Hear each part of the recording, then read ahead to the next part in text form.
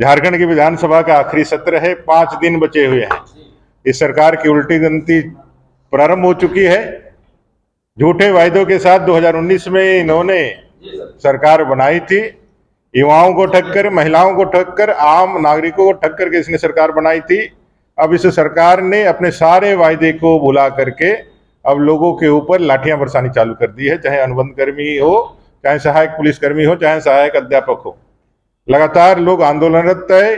सरकारी कर्मचारी से लेकर के अनुबंध कर्मचारी तक सभी पिन डाउन स्ट्राइक में गए हुए हैं। पूरी सरकार अर्थव्यस्त है। रातों रात डीजीपी बदल दिए जा रहे हैं, उनके अपने आपस में तालमेल भी खत्म हो गया है। और वहीं आदिवासियों की घटती संख्या पर जब भारतीय जनता पार्टी मुखर होकर के विषयों को उठाती है, डेमोग्राफी चेंज होकर के तुष्टीकरण और वोट बैंक की राजनीति के लिए ये लोग इतने नीचे गिर गए हैं कि आदिवासी युवाओं के ऊपर लाठीचार्ज करके रात के अंधेरे में जा करके पुलिस के द्वारा, अपने गुंडों के द्वारा मार करके मामले को डाइवर्ट करने का प्रयास करते हैं। तो ये डेमोग्राफी चेंजेस का विषय हो, बांग्लादेशी घुसपैठियों का विषय हो, बेरोजगारी युवाओं का विषय हो, जेएसएससी जेपीएससी में घोटाले घपले और उसमें जो गड़बड़ियां हैं उसका विषय हो, या फिर सुखाड़ का विषय, ये सारे मुद्दे लेकर के इस सरकार के पास हम लोग जाने वाले हैं और सरकार से जवाब चाहते हैं कि आने वाले इस 5 दिन के अंदर अपने 5 साल के क्रियाकलापों का, जिसके चलते यह झारखंड बदनाम हुआ, झारखंड आज देश का सबसे बड़ा भ्रष्टाचारी राज्य बना, इसके ऊपर सरकार से हम लोग जाने से पहले उनका कन्फेशन चाहते हैं, उनका स्वीकारोक्ति चाहते हैं कि आपने इस झारखंड को बर्बाद किया है। ऐसा स्वीकारोक्ति करते हुए आपने वादा खिलाफी किया है। ऐसा स्वीकारोक्ति करते हुए आपने 1932 कत्यान आधारित नियोजन नीति, 5 लाख बेरोजगारों को प्रतिवर्ष रोजगार देना, 5,000 7,000 बेरोजगारी भत्ता देना, ऐसा आपने नहीं किया। अनुबंध कर्मियों को प्रभावित नहीं किया, वायदा किया था, नहीं किया। इसको एक्सेप्ट करने के लिए हम लोग 5 दिन उनसे चाहेंगे कि वो जब जा रहे हैं तो अपने अंतिम समय में अपने गुनाह को कबूल करके अपने मन को हल्का करके जाए।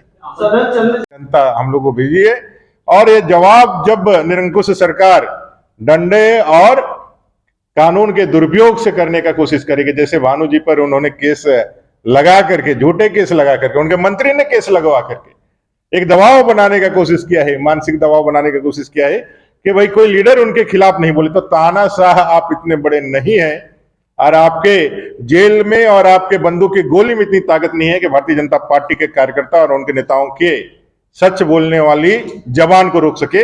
ये उनको मालूम होना चाहिए और इसका जवाब हम लोग लेंगे। अमर जी एक सवाल है जो आज जेएमएम ने पूछा है कि आप लोग के जो सांसद है निशिकांत दुबे, वो बोल रहे हैं कि बिहार, झारखंड और बंगाल की कुछ जगहों को मिलाकर केंद्र शासित प्रदेश घोषित किया जाए। क्या बिहार और झारखंड के विखंडन के लिए आप तैयार हैं? और सदन में इसकी चर्चा के लिए बोल रहे हैं वो लोग। अभी हम लोग उनसे जवाब चाह रहे हैं कि संथाल परगना में जो आदिवासी जनसंख्या 44% थी आजादी के बाद 1951 के सेंसस में, 2011 के सेंसस में वो घट करके 28% हो गई।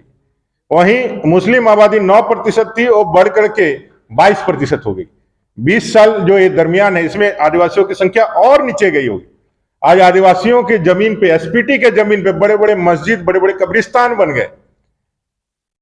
सिद्धू कान्हू जी की जन्मभूमि भोगनाडीह, जहां से हूल आंदोलन 1855 में सिद्धू कान्हू जी ने किया था, 40,000 50,000 आदिवासियों को वहां जमा करके आंदोलन की बिगुल फूकी थी। आज वहां 5 से 7 परिवार ही आदिवासियों के बच्चे हैं।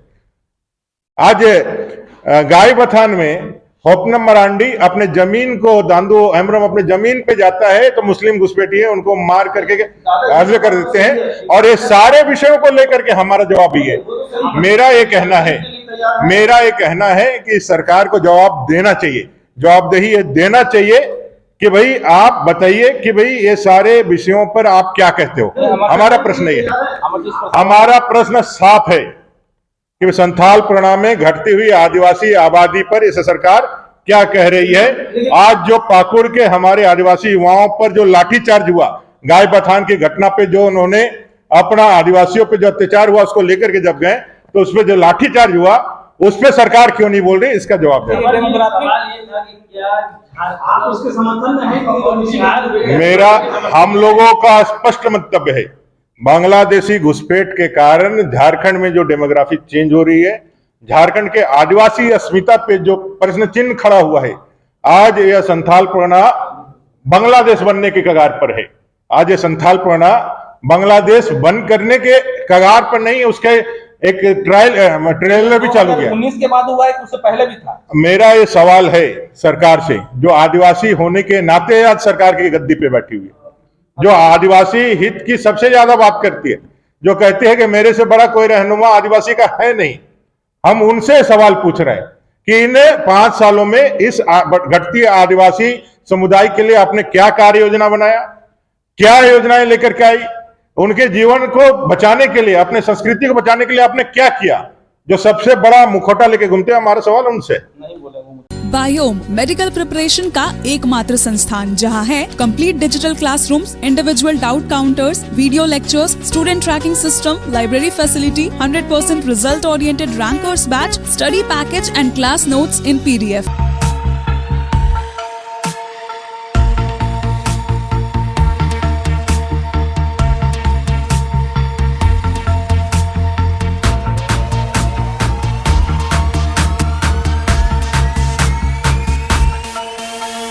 thefollowup.in. Like, share, and subscribe. www.thefollowup.in